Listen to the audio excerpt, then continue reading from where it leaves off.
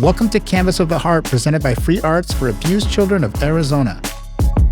The mission of Free Arts is to transform children's trauma to resilience through the arts.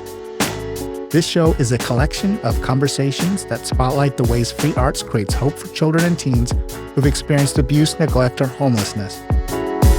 We hope you find this show to be informative, inspiring, and fun. Yeah, I like how your letter today had, I'm never really at a loss for words. I'm not. That was the one thing in school. Talks a lot. She's wonderful, but she just needs to stop talking so much. Well, I know it's going to be a surprise, but I might have had a few talks too much conduct marks myself in the past. What? Yeah. Really? Well, I mean, shock it. By like fourth grade, I was just like, go ahead, put the name up there with a check. Because I'm only going to bring it back together when there's a threat of 2 checks, because that's when you're going to call my mom. See, and similarly, we had the cards that you flip. Yeah. So once I reached orange, I knew, next is red. And I'm done at that point. Yeah, it was a bad day when I hit 1 check and it was like 9 o'clock. You're like, how am I supposed to get to 2 o'clock this way? No, setting you up for a failure. That was not a model for success. Shame on them. Well, on that note, we're here to talk about something that's at the literal heart of what we do. We want to talk and spread the message around the ways that art heals. So today, this is 10 ways that art heals. And I'm going to present a few, and you're going to present a few. Yes. And I'm sure our audience might have others. So we'd love to hear from you about that. So I'm Matt Sandoval. Welcome, Jenna. This is back to Canvas on the Heart. And we are excited to talk about the ways that art heals. So number 1 is art is playful and it is fun. And those things themselves have a soothing effect on our nervous system. Yes. And I think this is powerful, even though it's subtle, because we don't realize how much we're like going around our life, gripping the steering wheel, grinding your teeth. You go to your dentist, and they tell you like, oh, you must be a serious person, because they can tell that you grind your teeth, right? Like all of our lives, we're kind of buffering all the noise and the stress of life. And yet we have this opportunity with art to do something completely different. Yeah. I couldn't agree more. We have the tension in our shoulders, everything, our posture, everything's affected because we carry it, and it's become so second nature that it's almost the exact opposite. It's almost foreign to be in that relaxed state. But it is fun and it is playful, and we love art because it helps to bring out that inner child, and it allows us to make that connection that we've had from way back when life was carefree, before adulting happened and we realized this thing called life is really hard. So art brings it all back together again. And what's fun, I think, about either working or volunteering at Free Arts is the fact that we hope that the environment is something that is also playful and fun. There are times where it's serious and there's hard work. We get all that happens. But it's okay to laugh. It's okay to enjoy yourself. We welcome that. And so that's definitely the first one we wanted to start with. The second is a big fancy word, one of those ones you can get a lot of points with on Scrabble. It's neuroplasticity. Yes. So art has a unique ability to help the way our brains are wired and rewired. So there used to be a predominant thought that the way our brains are developed are fixed and those capabilities are locked in. Yes. And what we've learned, right? We learned this in the negative way, that a traumatic experience rewires our nervous system in our brain to some degree. It definitely embeds the sense of danger and fear, but also something like art creates the opportunity in those neural networks for some new mapping, that something that might feel out of reach is suddenly within reach, that we gain new perspective, that we are able to literally have some of these very fine neurons move in a different way and connect to a new thing. Because one of the things that we talk about with art being playful and fun, and that it's soothing, is something that the brain and the body will remember. So neuroplasticity is a powerful way that art heals. It's a real game changer, honestly.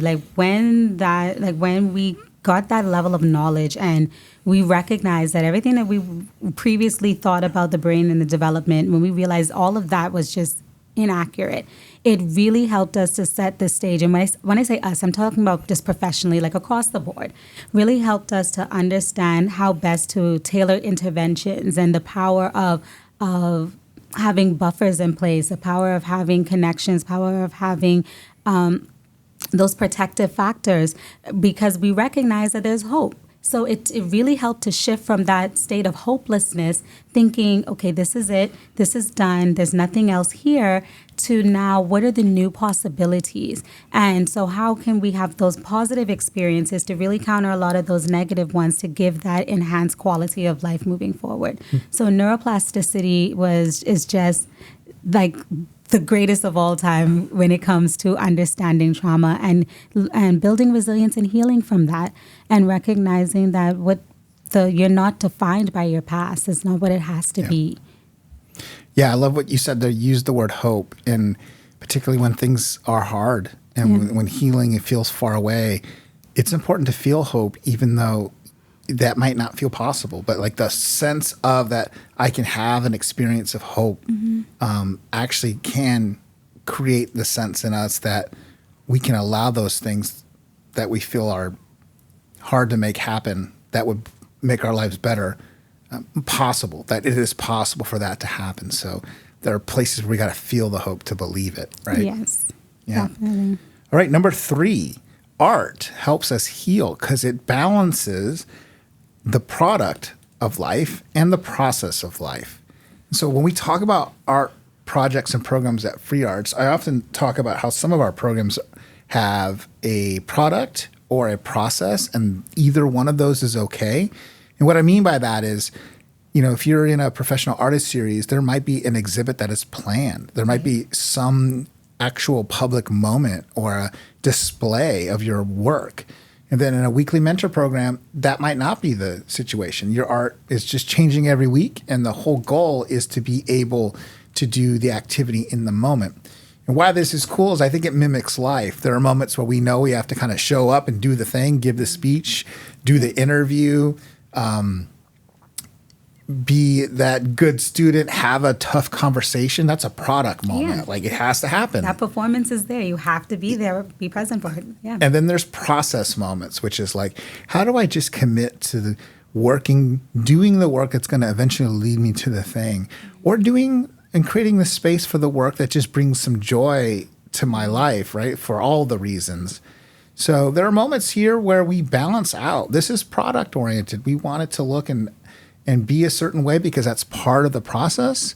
And then the actual process of art, of just creating, is something we hope we can mimic. And so I don't mean to sound at times like I'm minimizing it, but when people are like, what should I do about this? And I'll answer, be creative, which means like it's up to you. It's up to you. Yeah. So many possibilities, outlets that can occur from it. And I think the fact that we're talking about the process is so important and critical, especially with the population that we work with, because so many have had situations or been in situations and experiences where things have had to happen to them. And they are so out of control with the situations. They don't have much say in the way forward. And the art gives an opportunity for that creation. It gives an opportunity for them to go, like you mentioned, going through the process of, here is the prompt, or here's what the task is at hand, and I'm seeing something through from start to finish. And that's extremely important in every, poetic sense of what that means, and not just strictly literal, but it means something to be able to start at something on your terms and complete it on your terms, and to be able to say it's done the way I wanted it to be. That's really powerful when you've been in situations where you did not have that ability. You didn't have that say. Yeah, it's powerful. It leads us to number 4, right? So art itself is a gateway to self-expression and a sense of autonomy, right? So what is a fundamental feature of art is that as it's being created, it belongs to you, and it can eventually be shared with others or the whole world, right? There's very famous art that people are very familiar with, both, different medium definitely represent that opportunity. But when we think about the essential elements of self-expression, it starts with self-awareness. And if we've been through some difficult things, it can be really hard to even know what we're feeling, what this means to us. And part of that process of art is discovery of where we are, where we've been. And then I think a fun thing about art is an artist might have a meaning for themselves in their work. And some are very frank with, my meaning's not yours. You can have your own. And that itself is another journey of that self-expression. I've created something that I have a sense of connection to, and I'm expressing meaning with. Yours is your own. And high five if you tell me about it, but you don't have to. This belongs to you.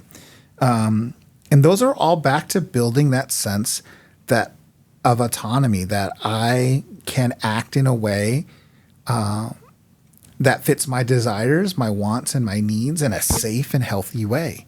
And the older we get, right, we think, children tend to be like tagging along for things and like, oh, they'll just do whatever. But the earliest you've been around kids, they have their own personalities, their own sense of wants and needs, and to help cultivate how to meet that, because that's very much a key to having a healthy self-identity, and having that voice, that sense that I can. So empowering. It is the step forward to the next thing they want to do for themselves. Yes, that sense of autonomy that I think sometimes there's a real serious misconception that as you go through life, it just is something that just happens. And it's like once you become an adult, it's like, okay, well, who is it? Who do you want to be? Like, what is it that you want for yourself? And I think we often miss the mark sometimes of recognizing that a lot of us were guided towards those decisions, or helping us to make those decisions. And I don't think people recognize how much art is the catalyst for that, or can be.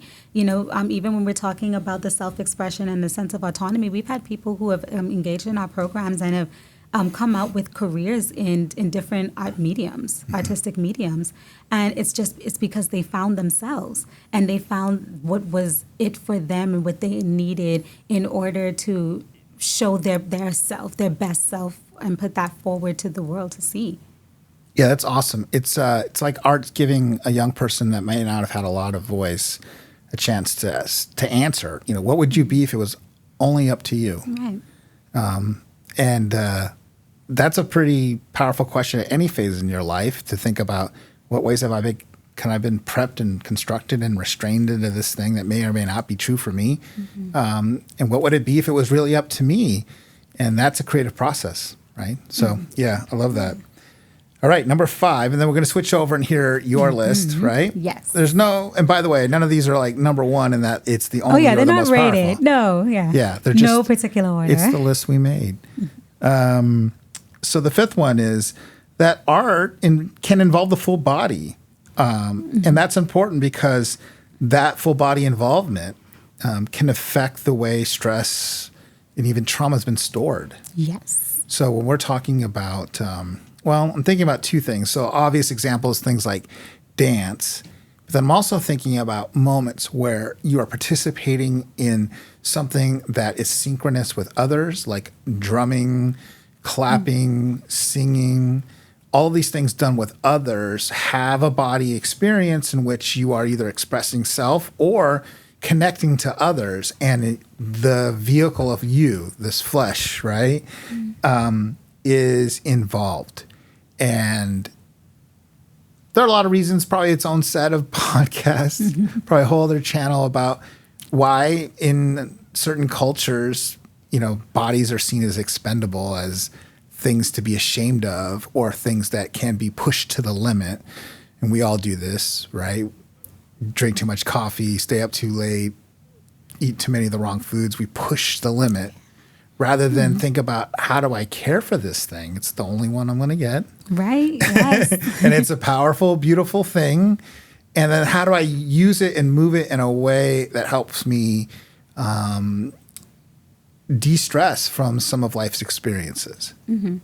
Yeah, I might be a little bit guilty with that, and sometimes, just not recognizing the importance of the body, because it kind of goes back to the saying that I remember hearing years ago about the body is a temple, right? It's yours, and you don't want to put a bunch of junk in it. And then on top of that, and when you say you don't want to put a bunch of junk in it, you're not just talking about physical junk. You're also talking about that emotional junk, that mental junk that's really causes you to be tense, that is stored within your limbs, stored within your muscles, and you're wondering why those chronic migraines are coming, why that chronic back pain is coming, the neck pain, all of it. And the movement really helps to release a lot of that. I often say sometimes when I'm giving different talks when it comes to culture, who would I be if my culture did not praise dance? Who would I be if I could not engage in the drumming that happens in our cultural festivals?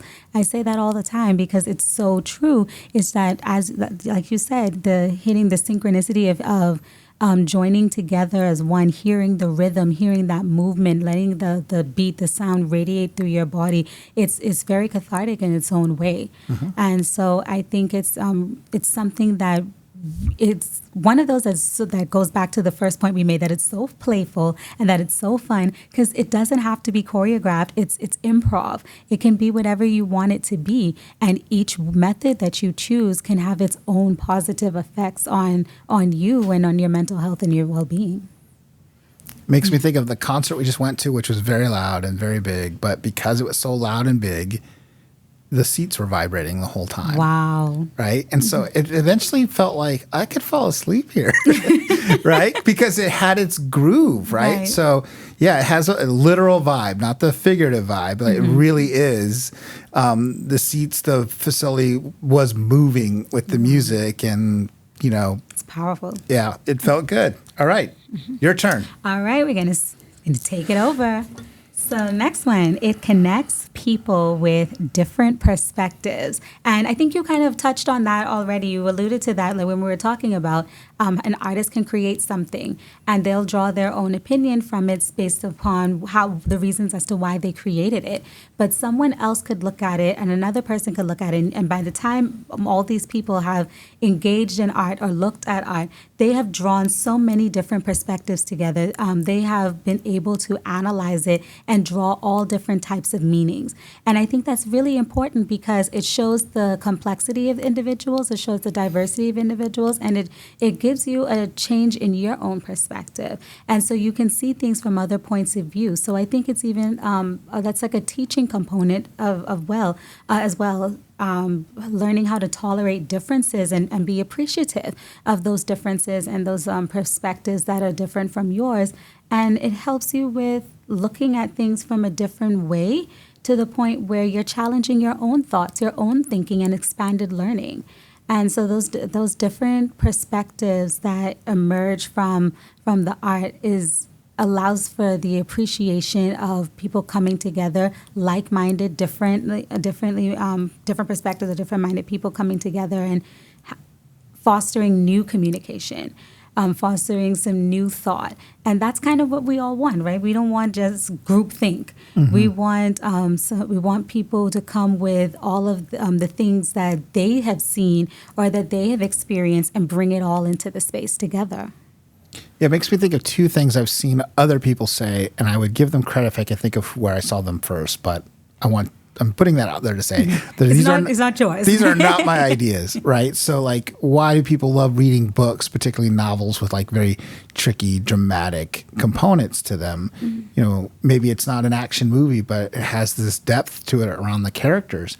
Because inside that book, you're able to have a communication that's hard to do in real life.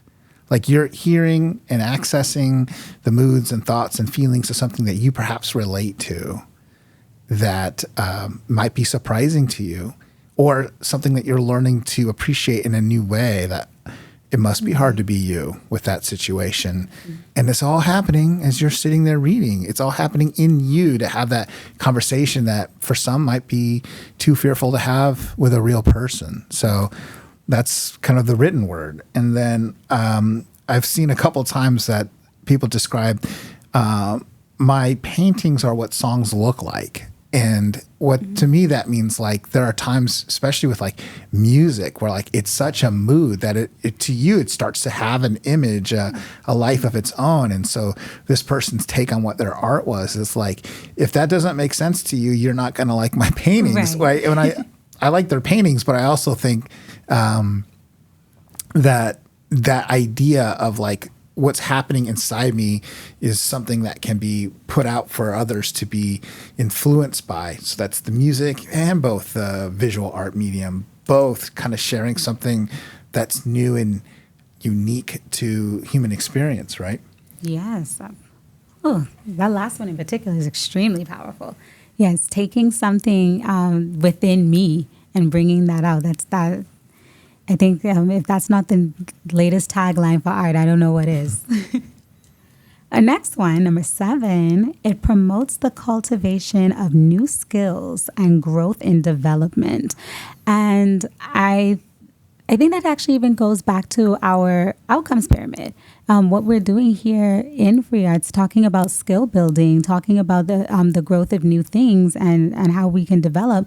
And it's not even just so much the actual development of skills, like when you're growing, because of course you could talk about your fine motor skills, you could talk about gross motor skills in the way that you're moving or in the type of art that you are engaging in, but you're also talking about mindset, the growth of the mindset and the growth of the skills in being able to navigate your surroundings. How are you relating to other people? How are you even relating to yourself? What are you learning about yourself in the process?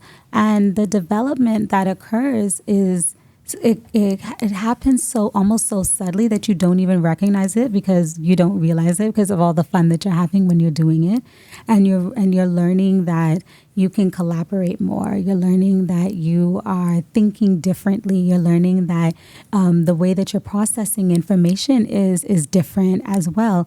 All of those things are being developed as you're engaging in art, and over time, it just continues to grow and bloom and blossom.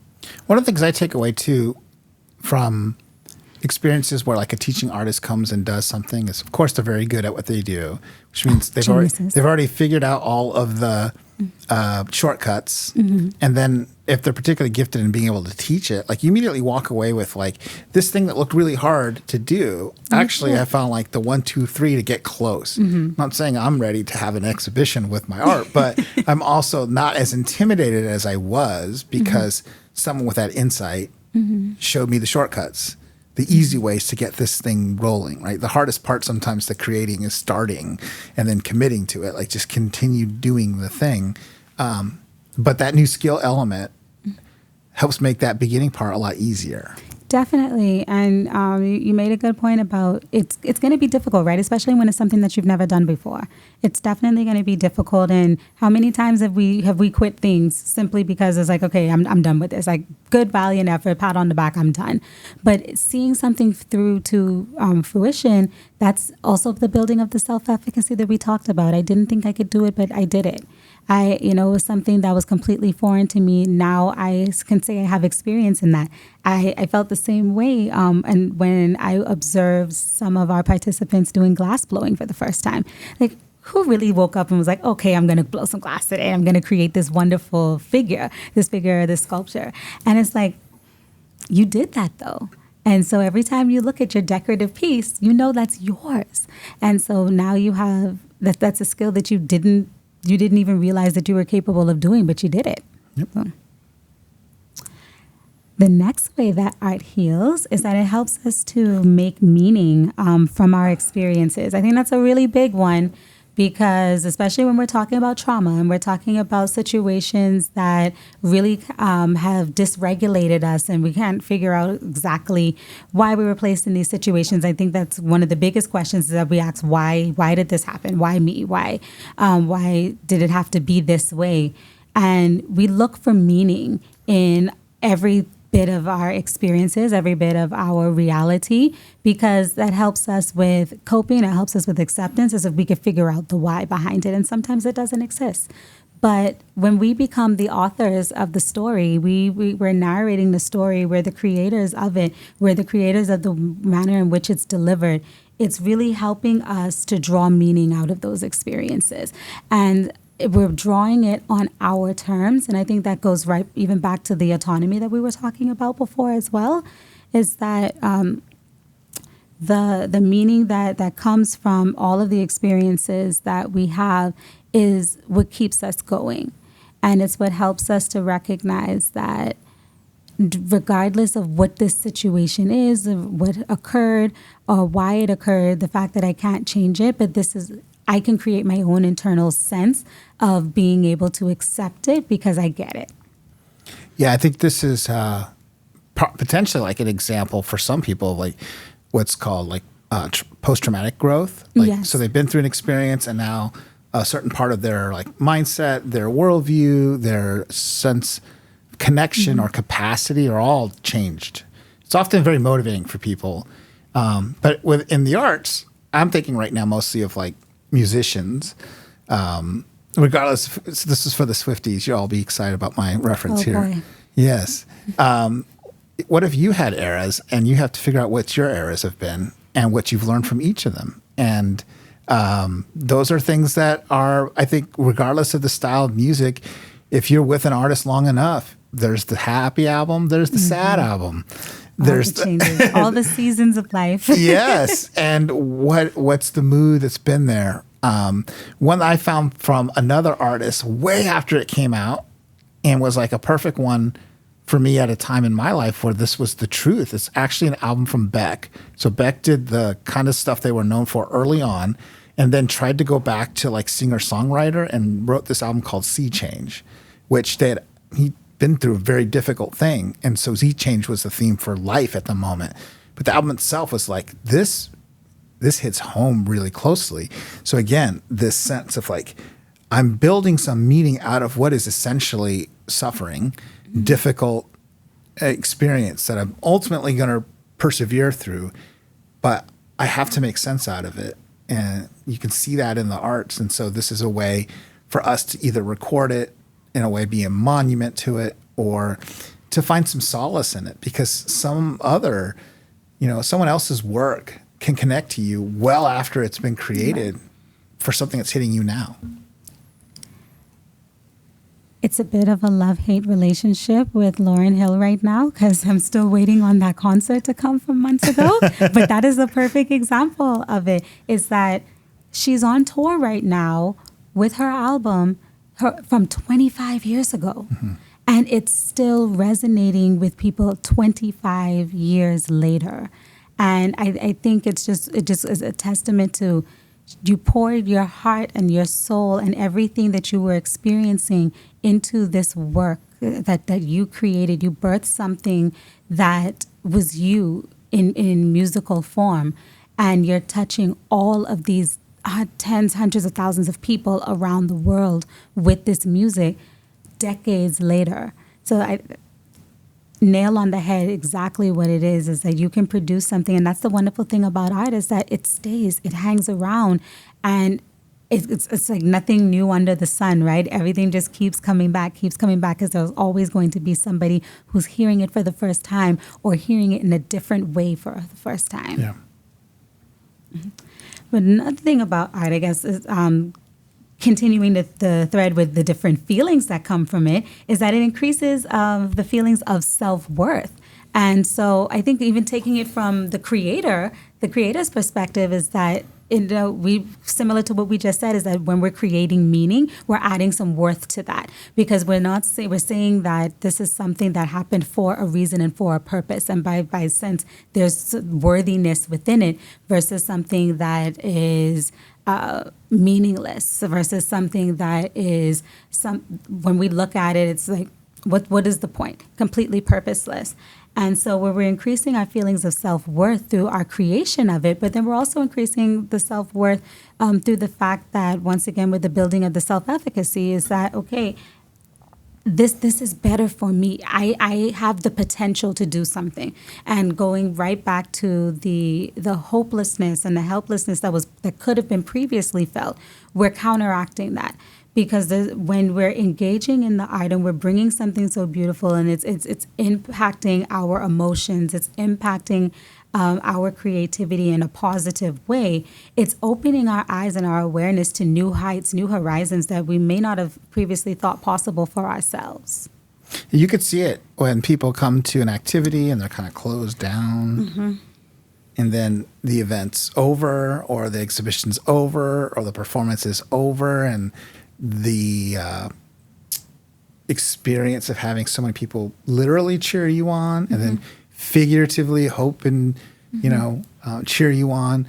I'm thinking right now of, we're in the tax credit season. People are donating to us, and we created this new box. Why did you donate? And we get really cool stuff in there. And a lot of it is, you can feel like these people are wishing that a child can take something good out of their experience at Free Arts, and that's what made them donate. And they say it in different ways, but in the same vein, like that feeling that the young person gets of, I'm worth something, I'm worth this opportunity, this program, I'm worth a life of well-being, and that other people are motivated to give from that, and it helps them too. They excitedly type all kinds of things into that little box there. But it helps remind me both that these things are happening side by side. People get involved in Free Arts because they want that sense of self-worth, and people receive the programs, participate in the programs, because that is an important thing they're looking for. Yeah, and I like that you mentioned, like, when the performance is over and done, or the exhibition was done, that's the sense of accomplishment. Because how many opportunities do you have to show something on display to massive people who have your best interests at heart, who all they just want to do is see you happy and successful? And that brings us to our last one, to wrap it up with our 10th one. This one's a bit different. This one, previously we've spoken a lot about the emotional effects, the mental effects, but art has healing even for the physical body. Art has healing in the physical sense, in the medical field, the medical environment. It has been a tool, part of what has been known as the distraction method. And it's been used by a lot of physicians as a way to help alleviate pain, because it's distracting you from whatever the disease, the effects of the illness, the debilitating illness that you're experiencing. And it's been used in so many different types of ailments. It's for pain management, even with cancer patients. It's used even for calming efforts with those who are experiencing irritability and agitation, like with different dementias. It's being used in so many different physical health, medical health settings, because I think this was back in the, I'm gonna make the assumption it was like back in the 90s or so. There were several studies that recognized that patients who were in rooms where they either could see outside, they saw nature, or they had decorative room spaces, required less pain management than those who were not. And so in being able to see that, being able to recognize that, it just is now the biggest, it's like the catalyst, that starting point, that jump point for using art in the treatment, multifaceted treatments, and for different type of illnesses and ailments across like interdisciplinary teams. Yep. I'm all for it. I think with your example there, what comes to mind for me is the differences in the two hospitals that my kids were born in. So they're only 3.5 years apart, but because we lived in different areas, and the providers were different. One was born in a hospital that had very traditional looking everything to it, and one was a brand new campus.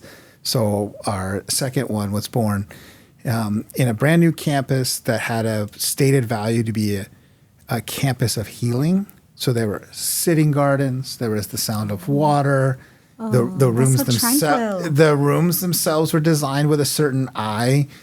So that as you walk around the floor, the first one, like hallways, dark, dingy, like I feel it. Like there's an element to this. And you're right, there is a different experience of both pain and healing with a different environment. And so this automatically connects that we're not saying we want that painful experience. We'd absolutely remove it, right? We recognize every day that if our society was functioning at a different, higher level, things like free arts wouldn't need to exist. Right. But since we are where we are, we know that this can offer some relief, and a relief that is personally accessible to somebody regardless of where they are in life going forward. Yes, definitely. So when we're looking at the way that art can impact, I hope that all of our viewers / listeners out there are, coming up with even more ways that maybe art has healed them in particular. And so this list can go on and on and on because it's just so much that comes from it. It's so versatile, and it's one of those that anybody could do, and no special skills required. You don't need to have years of training. You just go, you do it, and you have fun. And so I'm really kind of looking forward, hoping that we get some good comments about the other ways that art can heal. Yeah, I hear a challenge there. We need 10 more reasons or 10 more ways that art heals. So if you've got that, share it with us. We'd like to hear how it's had an impact with you. And if you're so motivated by our conversation here, get involved with free arts, become a volunteer, become a teaching artist. And then when you donate, drop us a line about why. We can't wait to hear what motivated you to do that. Good things happen from all the efforts that's here. So that's our episode. Thanks for watching or listening to Canvas of the Heart. Visit us at freeartsaz.org, and we'll talk to you next time. Bye. Thank you for listening to this episode of Canvas of the Heart. We'd love to hear your questions and feedback by email at hello@freeartsaz.org. You can find more information about free arts by visiting our website at freeartsaz.org. We'd like to thank the many individual and corporate donors and the hundreds of volunteers that make free arts programs possible. Take care, and we will talk to you soon.